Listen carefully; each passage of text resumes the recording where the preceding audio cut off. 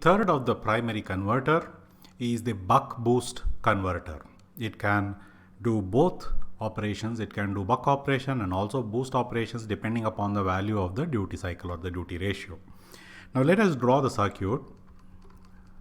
You have the input voltage source, single pole double throw switch connected like this. In the case the buck converter, the inductor was on the output side. In the case the boost converter, the inductor was on the input side. In the case the buck boost converter, the inductor is in the middle, connected down to the ground. Then you have the capacitor connected across the output in this fashion, and R0. So this is Vi, this is R0, this is V0 measured in this fashion, and Vi measured in this fashion. You have the pole, this throw 1, throw 2, C and L. Now during DTS period, let us say the pole is connected to T1. So let us say we connect it like that. So which means the current will flow in this path, current flows in this path and charges up the inductor. Now during the 1 minus DTS period, the pole is connected to T2 in this fashion.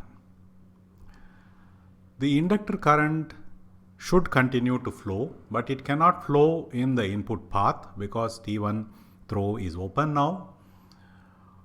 So it has to continue to flow in this path, take this direction and come back and join and freewheel in this fashion. So the inductor current continues to flow, but when it is flowing through the capacitor, look at the direction. The charge on the capacitor will be plus minus in this fashion, which means you will have a negative voltage. V0 will be negative and I0 will be flowing in this path in this direction. So that is one difference that you would find in the buck boost converter with respect to the buck and the boost topology. So this freewheeling action which causes the output voltage to develop is called the flyback action, and in the isolated version we call the buck boost converter, isolated buck boost converter as the flyback converter. So anyway, let us now try to understand this buck boost converter with waveforms and try to find out what are the values of L and C and also the type of switches that you will use for the single pole double throw switch. Let us now try to understand the operation of the buck boost converter with the help of waveforms, typical and important waveforms. We have here the single pole double throw switch. P is connected to T1 for a period of time DTS.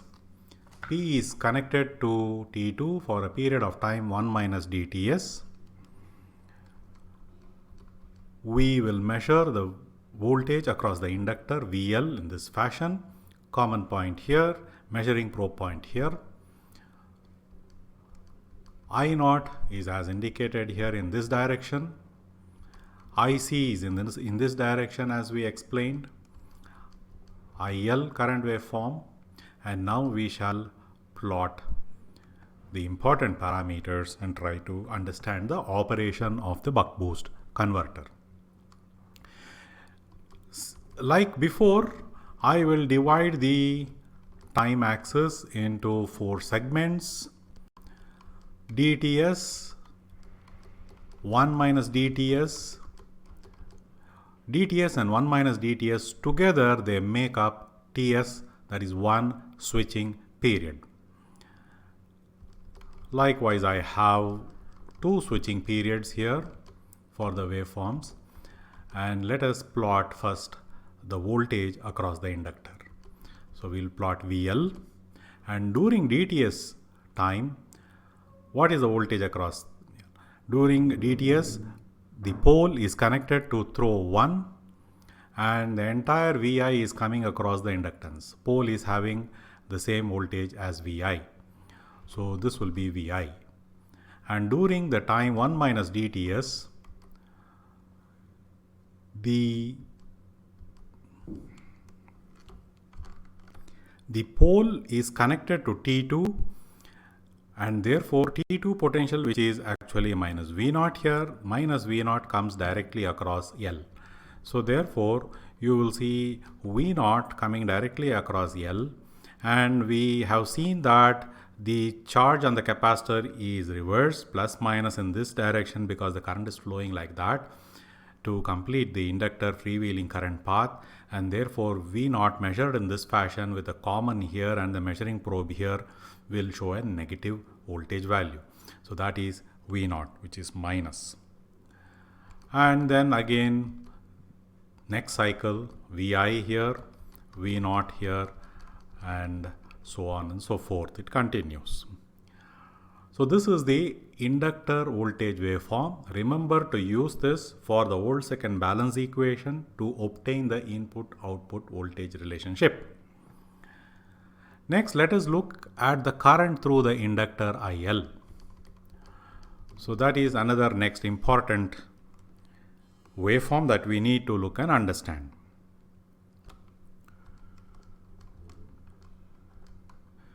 So the inductor current will have an average value. So this is the average value which I am indicating, and for now I will call this as IL average, because it is neither connected to the input nor to the output. In fact, it is connected to both for parts of the time, and therefore we will see what it is later. For now, call it as IL average. This is the steady DC portion. On top of it, there will be the ripple portion. Now the ripple portion, as before, I am drawing a straight line because the voltage across the inductor is fixed constant Vi during the dTs period. So there is going to be a delta IL change with a fixed slope, fixed rate, and that is Vi by L. And then during the 1 minus dTs period, it is going to fall because the inductor is going to discharge into the load at a constant voltage being applied across the inductor, which is minus V0. We see that there is a minus V0 applied here. So it's a minus V0 by L, and that is the falling slope. And so on, it continues again for the next positive and the next negative discharge portion of the inductor current. Next, let us have a look at current through T1P. T1P current. The current through T1P.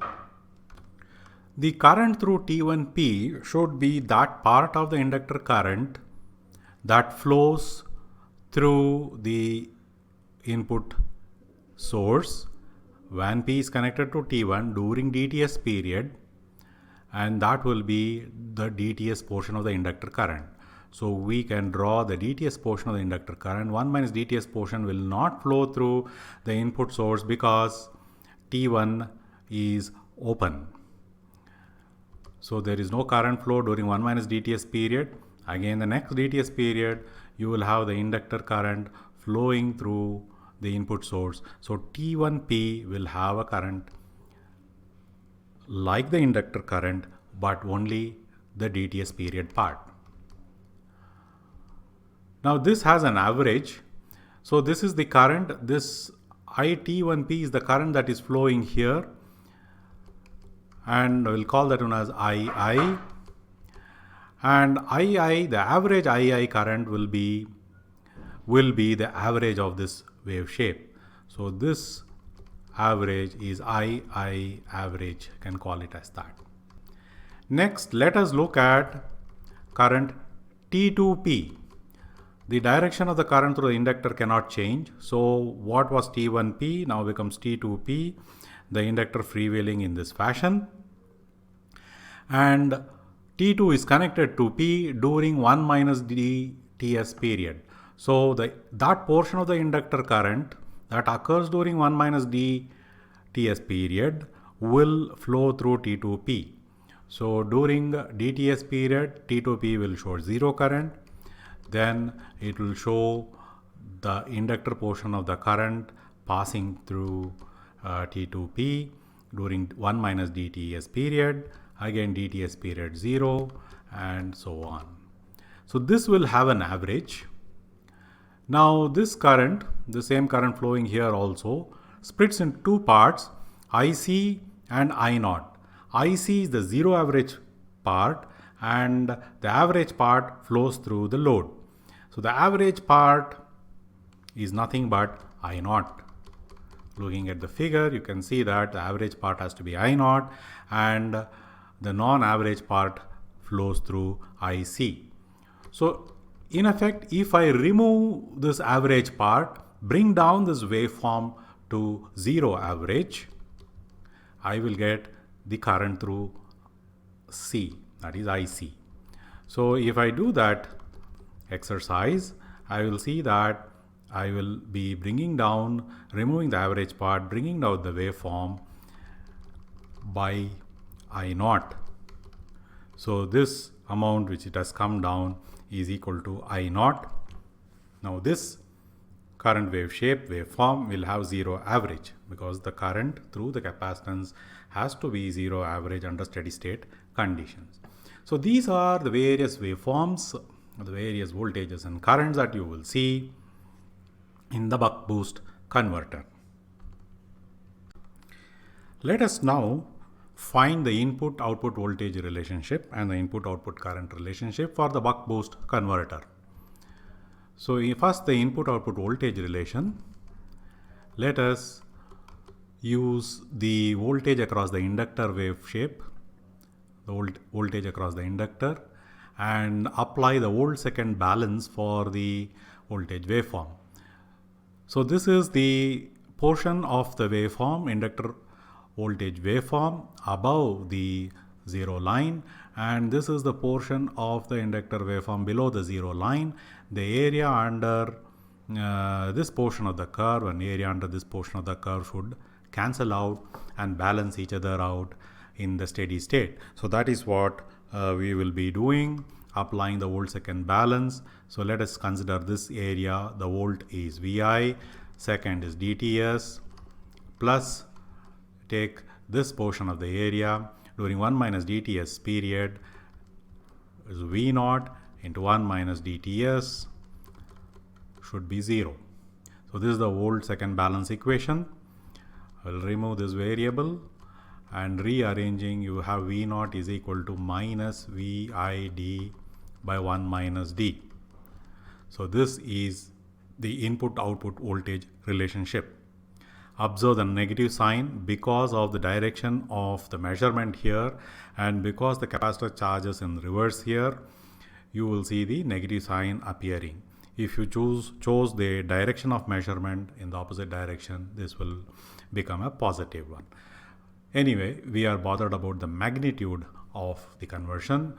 So V0, which is equal to VID by 1 minus D. So if you look here, the absolute value, only the magnitude of the V0 I am considering, is less than Vi, it's the buck operation, for the value of D 0 to 0.5. So between 0 and 0.5, when the value of D is less than 0.5, you will see that this is less than 1 and therefore it is attenuation or buck operation. V0 is equal to Vi for D is equal to 0.5. 0.5, you will see the attenuation factor here is 1 and therefore V0 is Vi by magnitude. And V0 is greater than Vi for D between 0.5 and 1, during which time this ratio becomes greater than 1 and therefore it is boost operation. Therefore, you see that this converter operates in buck mode for D less than 0.5 and in boost mode for D greater than 0.5, and therefore it is called the buck boost converter. Let us now find out the input output current relationship. So let me move this up a bit. So the input output current relationship, you can use the amp second balance but much simpler to use the power balance. Pi is equal to P naught VI I average is equal to V naught I naught. I naught is the average on the output side, and therefore I am taking the average on the input side because the input current is switched. Therefore I am taking to take the relationship of I average with I naught. I naught is also an average. And now this portion, let me replace it with this equation. I will use that equation from the old second balance relation. Vi into II average is equal to, I will only bother about the magnitude. So Vi d by 1 minus d into I naught. So let me remove these two parts, Vi and Vi, and simplifying you get I average is equal to I naught into d by 1 minus d, and this is the input output current relationship for the boost converter. Let us now try to find the values of the components, inductor first, then capacitor, and then we will try to identify the switches and the ratings. So first the inductor L. So let us look at the inductor current waveform. We see that the inductor has a change, delta IL, I'll call that delta IL like before, in time dts, and another delta IL change during the 1 minus dts period. So we can use the Faraday's law where V is equal to L di by dt or di by dt is equal to V by L.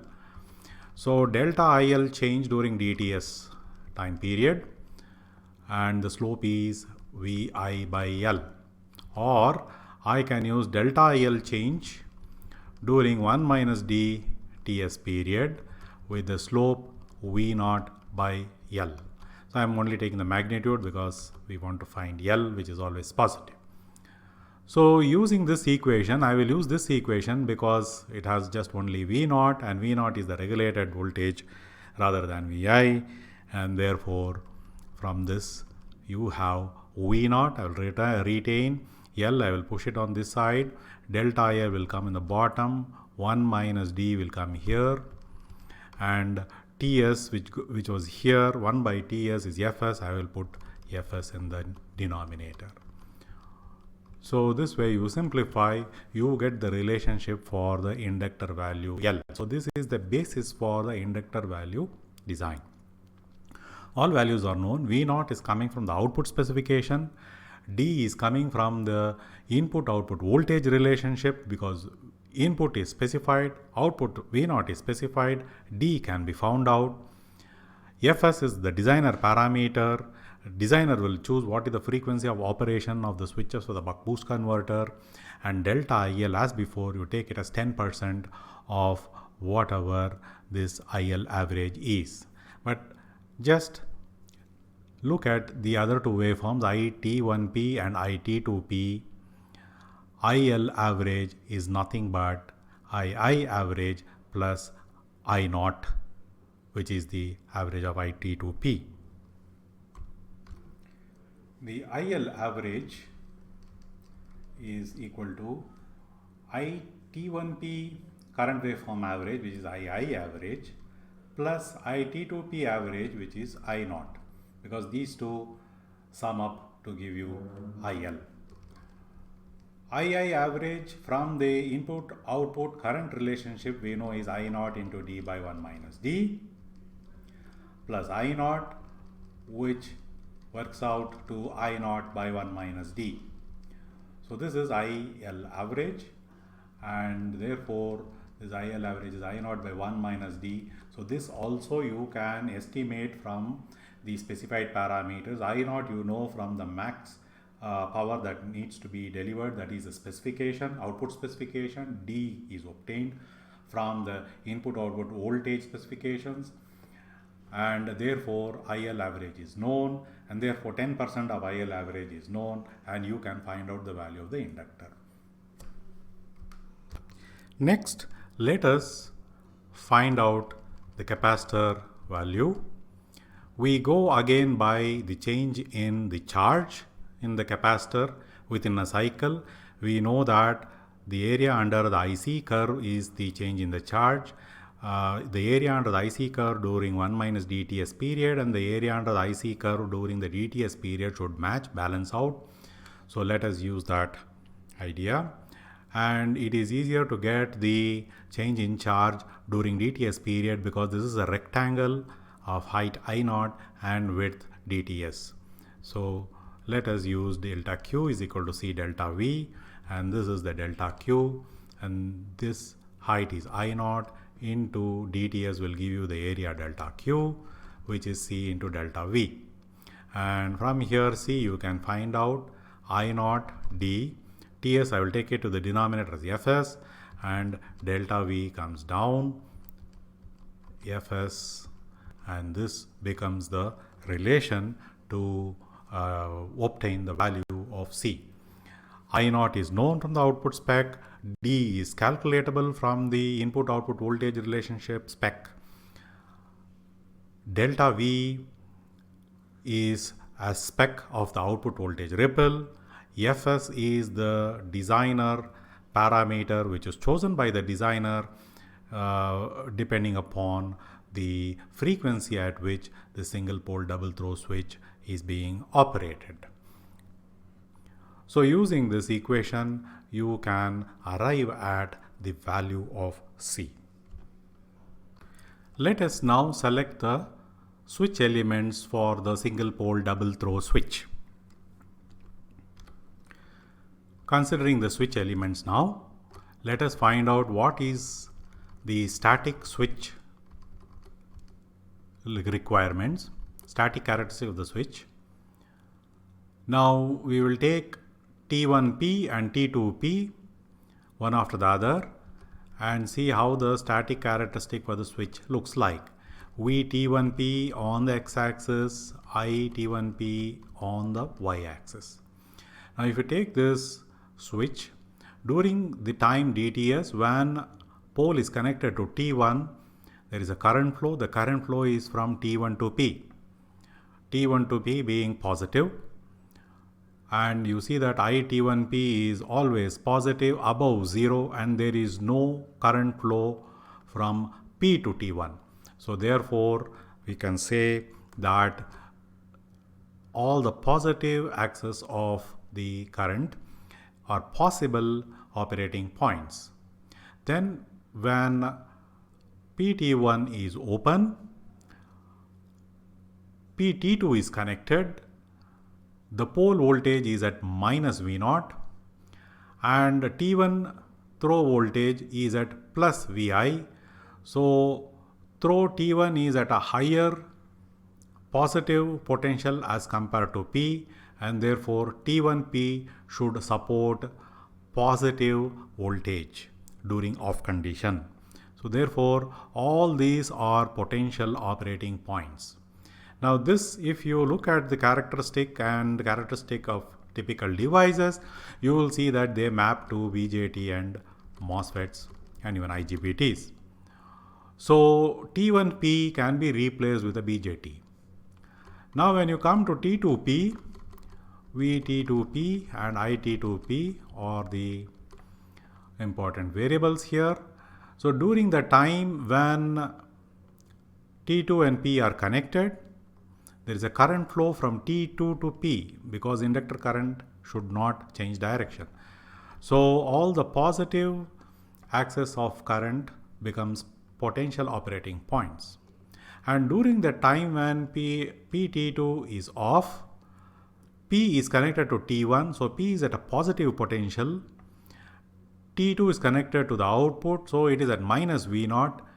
T2 is minus V0. P is positive potential, so T2P is a negative voltage. So the switch T2P should support negative voltage.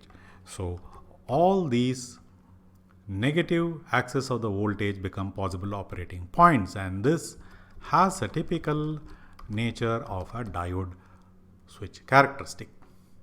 So now we know that for this we need to use a diode. Let us now use the BJT for T1P and diode for T2P, replace it in place of this single pole double throw switch and see how the topology evolves. So let us erase some portion, make some space. We will put a BJT here like this. Observe the direction of the current flow is from T1 to P, and then we will make some space here and then put the diode here. Again, the direction of current flow is from T2 to P, keeping that in mind. So this is T1 and this is T2. So now you have the BJT and the diode interposed inside the circuit, and this gives you the entire buck boost converter topology with semiconductor switches. So now this is Q and this is D. Let us write down the ratings for Q and ratings for D. The VCO rating of this, when the switch is off, collector is at VI potential and the emitter, the diode is conducting, freewheeling during that time. The emitter will be connected to minus V naught. So VI, and on this side minus V naught. So the Q VCO should be greater than VI minus or minus V naught or VI plus V naught. ICM, the current through that, we see IT1P. This is the peak current, and we know this is IL average. The peak value is plus delta IL by 2. IL average we know is I naught by 1 minus D and plus delta IL by 2. So therefore ICM is I naught by 1 minus D plus delta IL by 2. The D rating, similarly, we can find out peak inverse voltage across this. When diode is off, T2 is at minus V naught, pole, because Q is conducting, pole is at VI.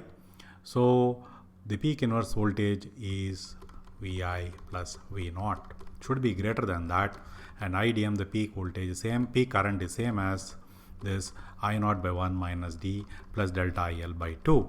And you can find out from the wave shapes, current wave shapes here, the average and the RMS values also if needed.